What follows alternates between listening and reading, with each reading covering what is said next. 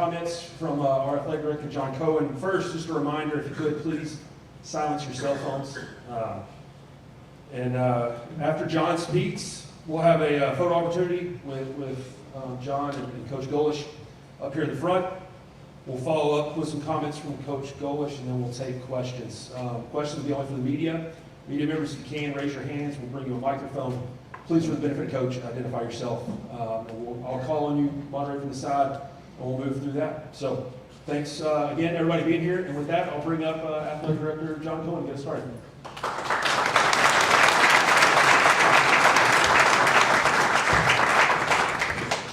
War Eagle. War Eagle. I'm still getting used to these things, so I'm trying to do everything I can to see. Good afternoon and welcome. It's a great day for Auburn University for our football program. I'd like to take this moment and thank somebody who's not here today. That's Quentin Riggins. Quentin Riggins, former president of the Board of Trustees and a former football player here at Auburn. He's somebody who sat by my side and listened to interviews. He was on planes, trains, and automobiles with me and really was very, very helpful throughout this entire process. I really appreciate him. And I also want to thank our Board of Trustee members that are here today. Their support means everything in the world to us. I want to thank Dr. Roberts for his insight and leadership. I hope everyone at Auburn University understands what a great leader we have in our president, Dr. Roberts.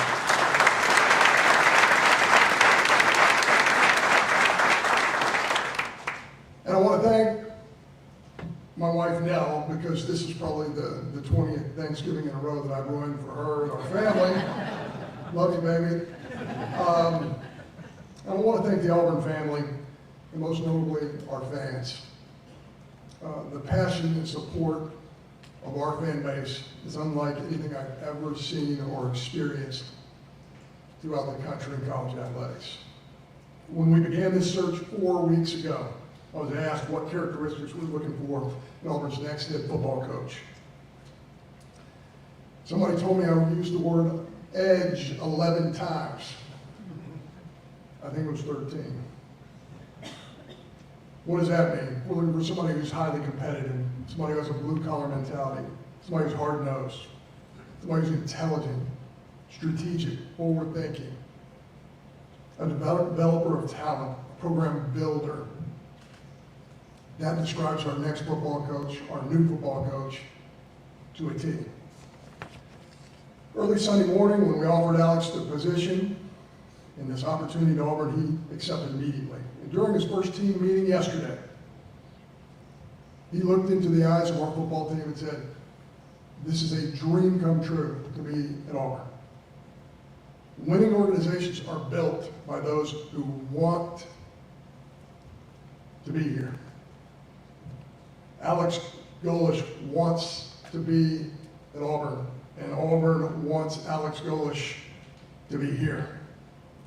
His resume and life experience lines up perfectly with the Auburn creed. He has a spirit that's not afraid. He's not afraid to compete at the highest level of college football and not afraid of expectation. He's not afraid to tackle one of the most difficult schedules in college football year in, year out. He was not afraid to take on a massive rebuilding job at South Florida and go on to succeed at a high level. He took over a South Florida program that won a combined 4 games in 3 years, including the year before Alex got there when South Florida went 1-11. So essentially he took over a 1-11 football team before he got there. So that's 4 wins in 3 years before he got there, and 23 wins the following 3 years, with a 9-win season this year that could easily be a 10-win season if he was coaching in their bowl game. Alex Golesh believes in hard work.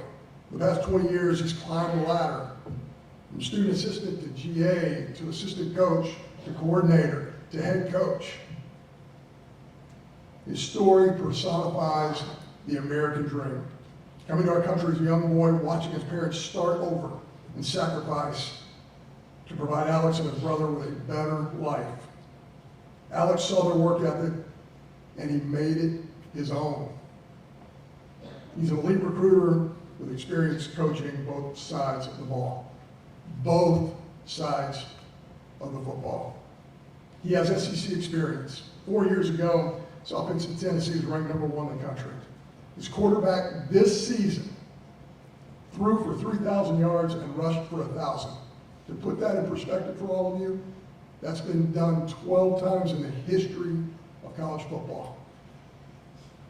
And the 11 other guys is an all-star list of quarterbacks, many of whom went on to play in the NFL. When you have success like that, you earn other opportunities to coach at the highest levels. And Alex said no to many of those opportunities so that he could say yes to Auburn. We said it last month, Auburn is the best job out there. It's time for us to make a jump.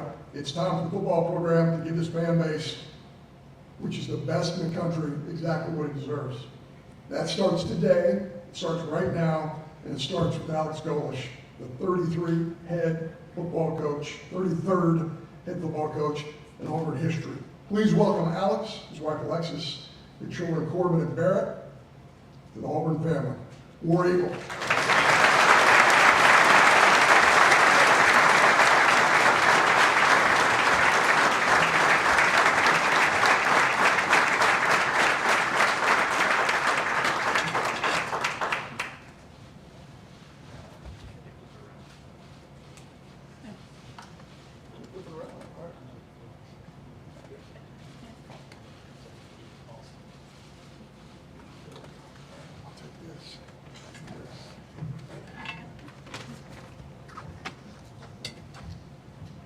War Eagle.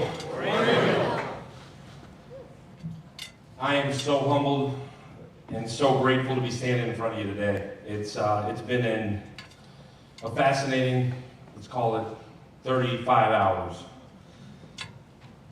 Been 24 hours on campus, so I can't tell you how appreciative my family is of the opportunity. I can't tell you how grateful I am to be standing here today. I want to thank Dr. Roberts for the warm welcome and the opportunity. I want to thank John for his integrity through the search, for him doing it the right way, for the timing of it all to work out the right way, and from the start to the beginning, doing it with the highest class and the integrity that he promised from the beginning he would do it with, and I'm grateful for that, John. The Board of Trustees for how quickly and rapidly we were able to go through this process and for accepting me. I'm grateful to that. Lee Van Horn and the administrative staff that's worked for the last 24 hours. We took a little nap last night for about an hour and then right back at it. Everybody that was involved with the search, thank you for choosing me and this staff and my family to represent one of the most storied programs in all of college football.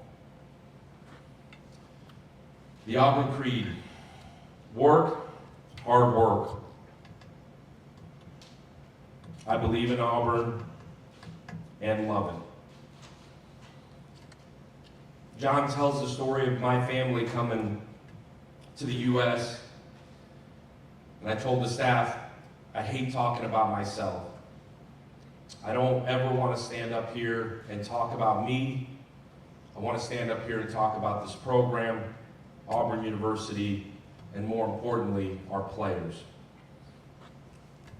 For the next couple minutes, we'll go through it, and then from here on out, it'll be about the program, the team, and everything that Auburn University stands for.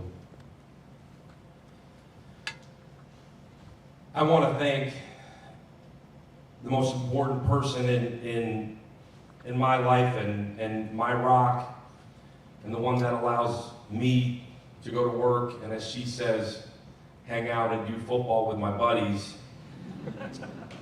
But this young lady that I've dragged all across the country for the last 16 years, she's never once complained, never once said anything other than, I got it, I love you, You're going to go be great. You're going to go win.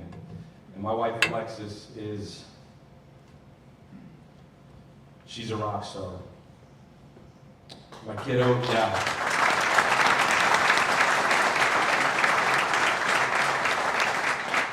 My kiddos, Barrett and Corbin, and all they keep talking about is they can't wait to get up here and start playing baseball, flag football, cheering, and entrench ourselves into this community.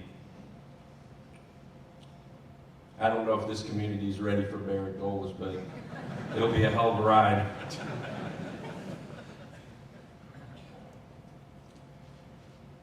What you're going to get from me, from our staff, and as we get rolling, our players, is the hardest working, toughest, grittiest program in the entire country. We're going to work day in, day out. We're going to find wins in every single margin we could find. We're going to build a process-driven program. A process-driven program where we wake up and we worry about winning every single aspect of our lives every single day.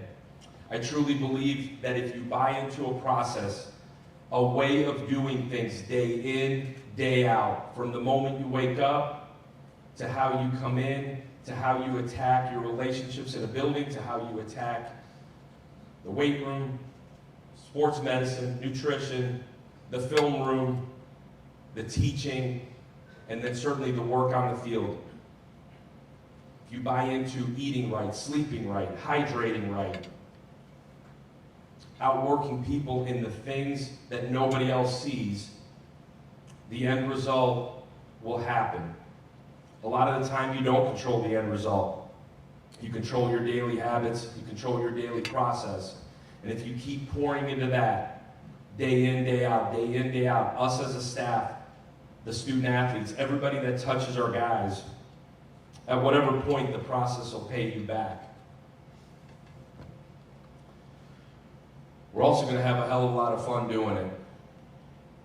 We're going to be explosive on offense. We're going to play really fast. We're going to challenge teams in every imaginable way. We're going to run the freaking ball. People around here like running the football, and I can respect it. We're going to be explosive, we're going to play really fast, and it's going to be a brand of football that's going to be fun to watch.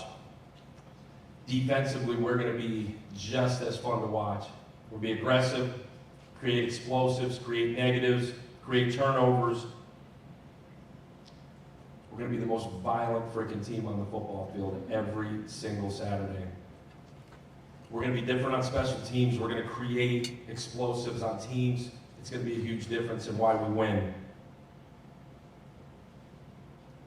We're going to outwork, outthink, and outprocess people across the entire country.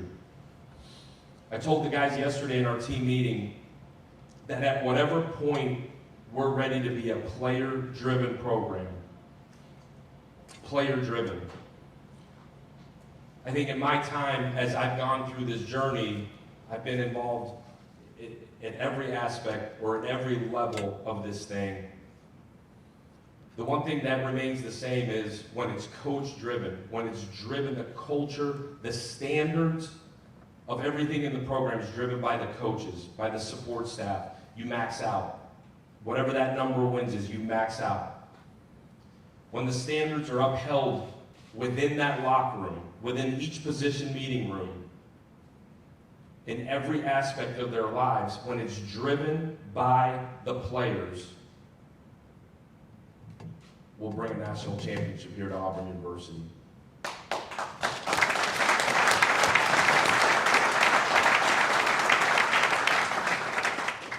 Recruiting is exactly the same. We are rolling up our sleeves. We've been here for 24 hours. And we have gone to work. We're going to recruit this 250-mile radius harder than anybody in the entire country.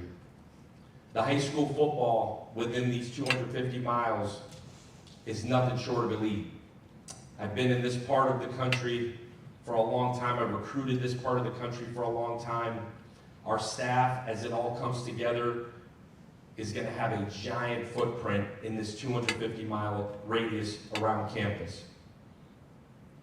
We're going to identify, we're going to recruit, we're going to attack, and we're going to bring those guys right here to the Plains. And we're going to develop as hard as anybody ever has. The investment that's been made from the administration to go and attack every single part of the recruiting is phenomenal. Nothing short of phenomenal. We've got every resource known to man right here to be able to go attract, recruit, retain, and develop the best talent there is in the entire country.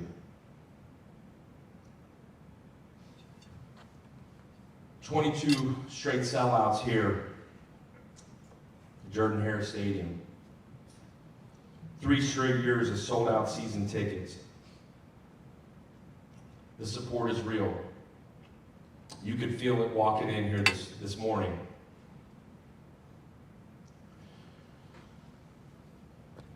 We're in a race against ourselves to give this elite fan base, to take these elite resources and give what these Auburn fans deserve in every imaginable way. We're in a race against ourselves to do it as fast as we can. At the end of the day, I can't wait till the fall 88,043 to cheer on our guys and give this fan base exactly what you deserve. I'm humbled, I'm honored, I'm so grateful to be here. This is a dream come true.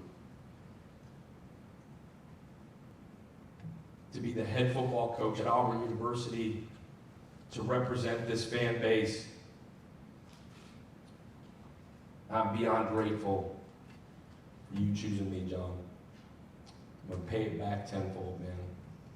I will give this fan base, the alumni base, the former players, and everybody involved with this university, every single bit of everything I got. I'm grateful, I'm humbled, I appreciate you, and War Damn Eagle. Let's rock.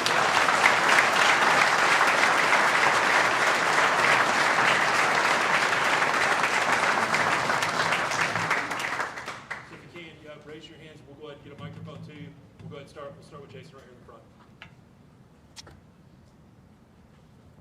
Jason Caldwell, Auburn Undercover, Auburn 247.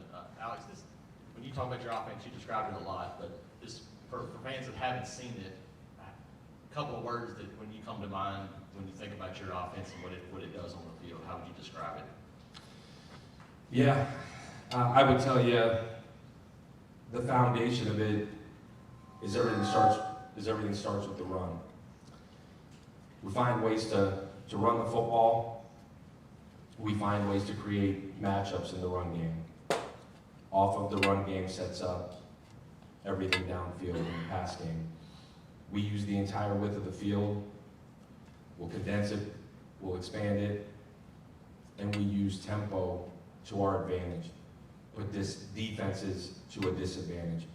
Try to simplify what defenses can do, and we try to create one-on-one matchups with as much space as you imaginably can. That's the offense. Please identify yourself. Yeah. Justin Ferguson, Auburn Observer. You've talked in the past about being aggressive in all 3 phases, offense, defense, and special teams.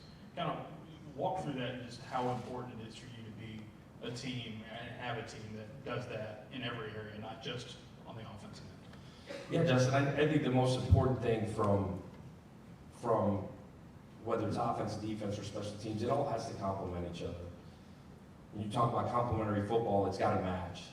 And the culture you build on all 3 sides of the ball, it has to match. So if we're going to be uber aggressive on offense, and by aggressive means calculated, that doesn't mean that you're doing things that are irrational or don't make sense, but if we're going to be uber aggressive, we're going to make defenses play on their heels. the defense has got to match. You've got to create extra possessions. You've got to create explosives. You've got to get the ball back to the offense. And the special teams have got to match it. If you're going to be uber aggressive on offense and uber aggressive on defense, then the special teams got to match. The special teams tie it all together. And as you look at what we've done throughout my time, whether it be as an offensive coordinator, special teams coordinator, or as a head coach, that's been the key. And I think as you build a culture within the program and you go into off-season training, and they understand that the theme of what you do is that you're going to be aggressive. That's how you train in the off-season. That's how you prepare in the off-season. And everything you do within the program is just that. If we're going to play fast on offense, play fast on defense, play fast on special teams, we're going to train that way. And I think it's just truly becomes your foundation. It becomes the culture, quote unquote, of the program, that you're going to be aggressive. Well, Rosie, the next. Hi, Coach. Rosie Langella with WSFA Montgomery. How are you? I'm doing great with you. You're in the process of building your staff. You're adding people, adding Cody Burns. What is your plan on the defensive side of the ball? Will you keep DJ Durkin as the defensive coordinator? Yeah, so we've been here for 24 hours, Rosie, and obviously had a plan going in that we presented, and we're slowly but surely executing the plan. You mentioned Cody Burns, and Cody got the phone call at 2 in the morning, and man, you talk about excited. All Cody's talked about since the day that he joined our staff, would have been, I guess, 6 years ago, is how incredible this place is and what Auburn University has meant to his life. A lot of years of stories of play here, play there, what this stadium is like day in, day out. So Cody is going to be our associate head coach, and Cody has been by my side for so long and is as incredible as they come as a teammate for me, as a teammate for our staff, but elite teacher, elite man, and an elite football coach. So you talk about a guy that's happy to be here. I'm beyond excited to be able to be a part of bringing Cody back home, and he'll have pointers for me forever. The answer to the defensive side, I'm working through it. We've got a plan. We're working through steps to execute the plan. My hope is that in the next, call it 24, 48 hours, that it's finalized and we have some clarity with which direction we're going, but we're working through it. Nathan, Johnny, Dan, Hey, Alex. Nathan King, Auburn Undercover. Can you talk about your philosophy, what you learned with Coach Heupel at Tennessee, and how you approach that as a play caller, and then what maybe you anticipate that looking like here at Auburn? Yeah, so I was with Josh at UCF prior to that, and I think the biggest thing from an offensive side when we went to Tennessee was the fact that we had to adjust. We had to change. This league is different. The defenses are different. Certainly the level of the talent is different. The packages you get are different. Third down looks like a completely different world in this league. And Josh had been in it, forced us to change and evolve. And I think that was probably the biggest growth for me offensively that I made as a play caller, was just, one, understanding that it's going to be different, but forcing us to change and adjust. And the same thing happened when we went to the University of South Florida, is that we had to change and adjust. Different brand of football, different defensively, different in terms of what you're seeing. I think the unique thing with the offense specifically is you have to continue to evolve as people figure out exactly what you're doing. And I think that's what's been awesome about the offensive staff we're bringing in, is with Cody Burns and as other names here come out, guys that are elite at adjusting and changing and evolving as one, time goes, but two, who you're playing goes. In terms of the play calling, it's going to continue to be what it has been here the last couple of years. At the University of South Florida, we've got an offensive staff that's going to be absolutely elite.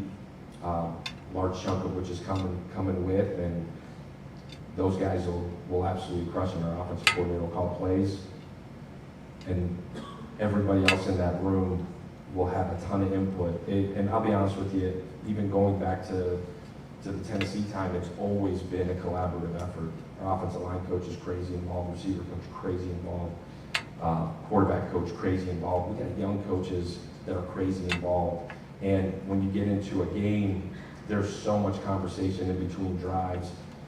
It's as truly a collaborative effort as you could ever imagine. I have a 2 cents at times. We all kind of do, and ultimately the guy calling the plays, it's on him to get us in the right spots. But it's a constant communication. It's a really cool way that we've done it. It's collaborative up until the offensive coordinator makes the play call. Hey Alex, Johnny Gunn, ABC 3240 Sports in Birmingham. Congratulations on the job. The fabric of this conference is made up from its rivalries, and you've got 2 big ones in Alabama and Georgia. I'm interested how excited you are to compete against those 2 programs, and not just on the field, but recruit against them on the trip. Yeah, I think as a competitor in any way, you thrive for the competition to be elite. This is the greatest conference in the entire country.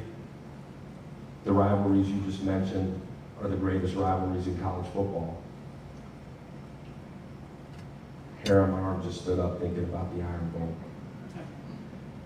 I absolutely can't wait to be back to being a part of rivalries like that. It's, again, I said, man, goosebumps. That's what you live for. If you're any sort of competitor, if you're in this game, that's what you live for, and we'll be ready to rock. Dan Pack, ESPN 106.7 and the Auburn Observer podcast. John Cohen mentioned your experiences at Tennessee and South Florida, turning around programs that had struggled before you arrived. What did you learn from that, and how does that apply? What needs to go right over the next few months to do something similar here? Yeah, that's a great question. So for whatever reason, the good Lord's blessed me with being a part of staffs that have come into situations going all the way back to the University of Toledo. In my first full-time job, going into situations that weren't great when we got there and being a part of the rebuilding. And when I tell you, you learn the good with the bad, every aspect of those experiences is what you build on that gives you the confidence to go do this at this level. What you learn is you have to have a plan, and you have to live by the plan, stick to the plan, and more importantly than having the plan, you better be able to make corrections to the plan. I think the experience is what allows you to be confident going into it. You mentioned the last 2 places, drastically different timing-wise, drastically different eras in college football. I think where I gained confidence from both of those experiences is I was heavily involved in the Tennessee one, simply because obviously being in the coordinator role, but the timing of it. It was as unique of a situation as you can imagine, getting there at the end of January, the transfer portal closed, as crazy as you can imagine, and navigating that process. And then going to the University of South Florida, where the timing was more right, I guess you could say, in terms of getting there at the beginning of December and working through it. I think the one thing that doesn't change is this. You have to be able to identify the immediate roster and figure out really, really quickly who fits. And by fits, I don't mean offensively, defensively, or special teams, but truly who wants to be there?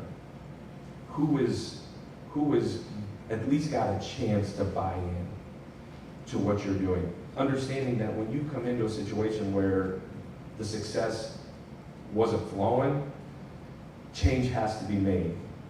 And I think ultimately, I told the guys yesterday that the change is inevitable. What they choose to do with the change is their choice. And identifying who wants to be here, making sure it matches who and what this program is truly going to be about. And by that I mean what the standards of this program are. and then being able to bring your staff in as quickly as you can, not too fast. You want to make sure you get the right people, but bringing in your staff as fast as you can and immersing the players with your staff.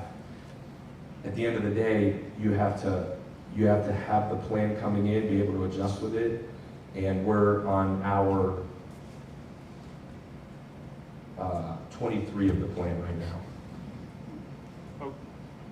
Yeah, I was Justin Evans, AuburnSports.com, on 3 Sports. The last couple of years, Auburn's lost a lot of games close, a lot of games in the fourth quarter that they could have won, and they lost most of them. I mean, obviously, you weren't here for the specifics of that, but what's your perspective on what it takes to get over the hump, what it takes to consistently make winning plays when it matters, and the difference of just being close versus actually making those plays consistently and winning?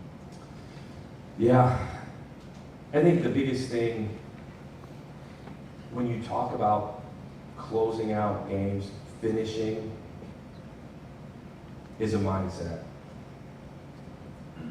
You train year-round in our sport for 12 guaranteed opportunities, and you fight your tail off for 13 and 14 and 15 and gosh darn it, 16. The mindset that has to be built,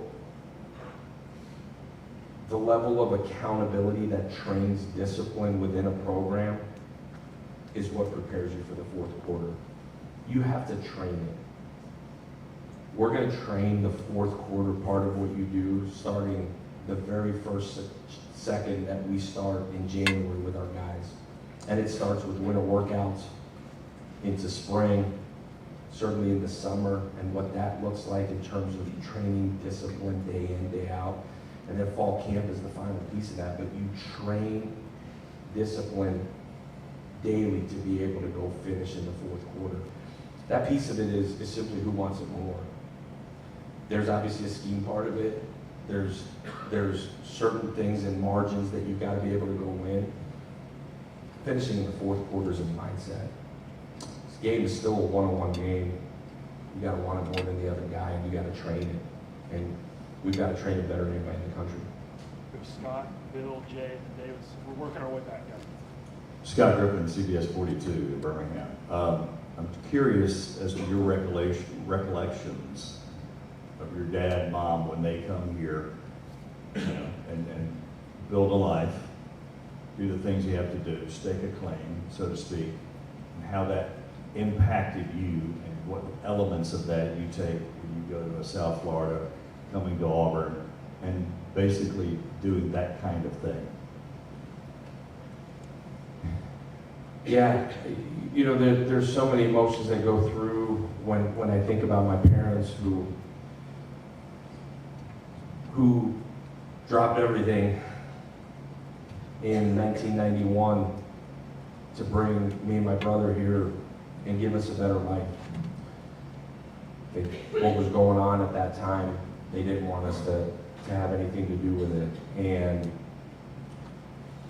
we watched our parents go to a new country with no jobs, with no promise of anything. And I was 7, my brother was 10. We watched them work tirelessly. We had an apartment, we had a roof over our head. We always had everything we needed. And I think I learned at a really early age, really 2 things from them. One, you can still outwork people in this life. So one thing about this country is you can still outwork people. It's the same in football as it is in the business world, as it is in any aspect, in any other industry. But I think 2, more than anything else, the power of love, the power of commitment, and the power of sacrifice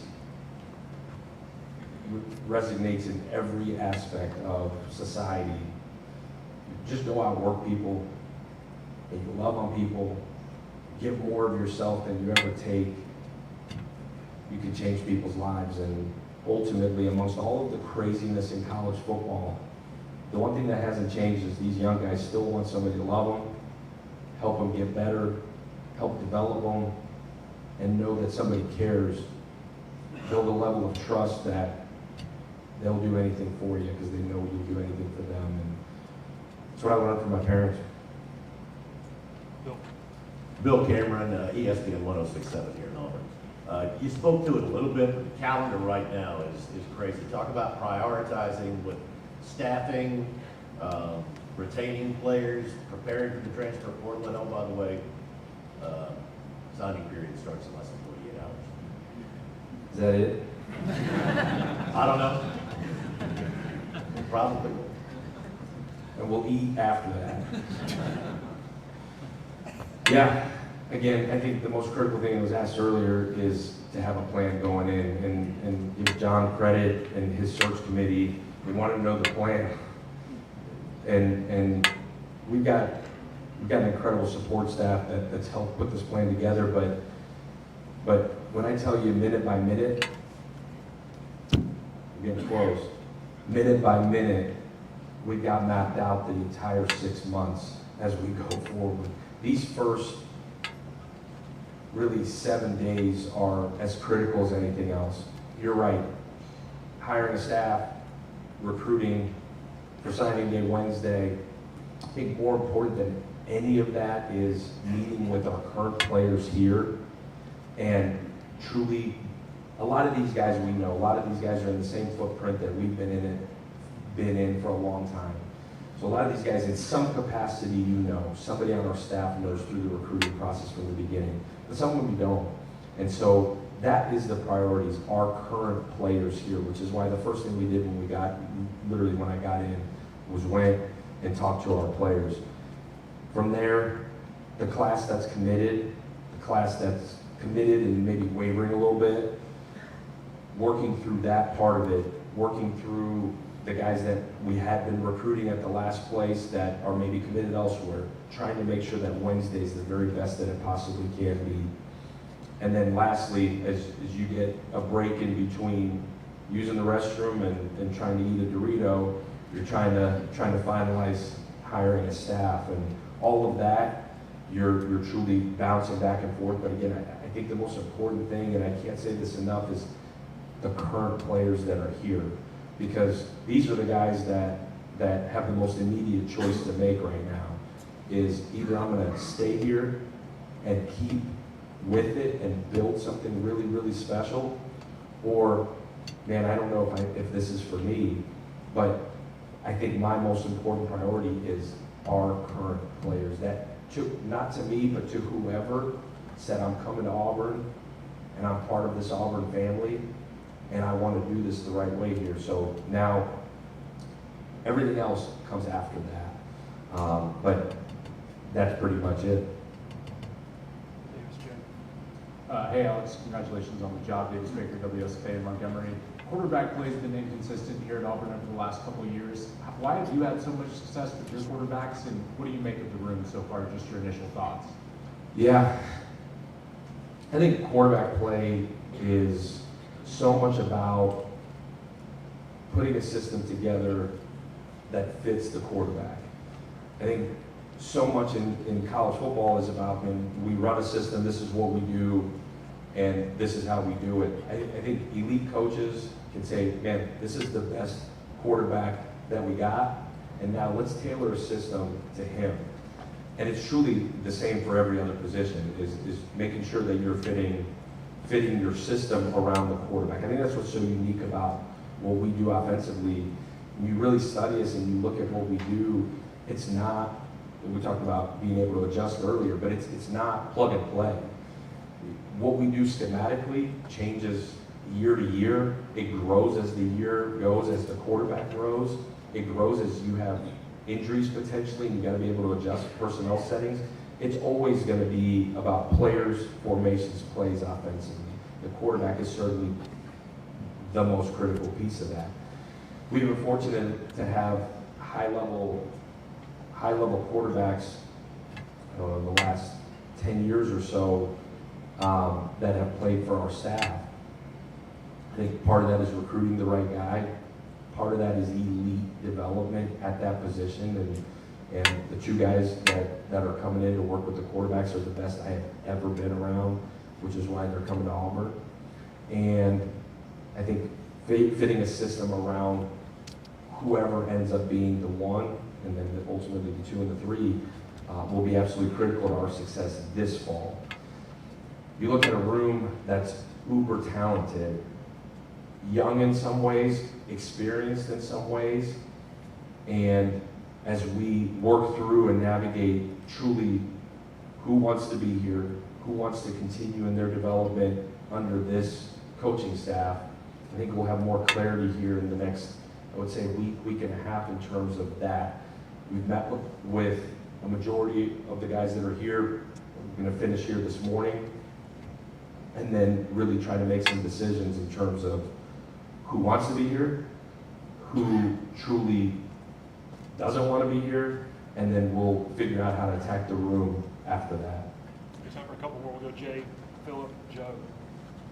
Jay with AuburnSports.com, Auburn on 3. My question to you is, do you like to play golf? So, it's a setup question. Been here long enough to know that. So, my little man, Barrett, who loves golf, and Corbin used to, and she's now super into cheerleading and flag football, so she's just doing it as a hobby now. And my wife is an elite golfer. I like football more than golf.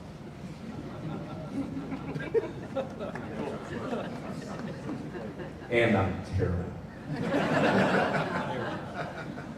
Coach, Philip Marshall from Auburn Undercover, the oldest guy in the room. I know you said you don't like to talk about yourself, but is this kind of like, is there a point where you sit back and reflect on where you were when you were 7 years old to be where you are now? And specifically, when did you say, hey, this football is a pretty good thing, I think I like it? Yeah, I think if I heard your question right, did I at 7 think I'd be standing here in front of you?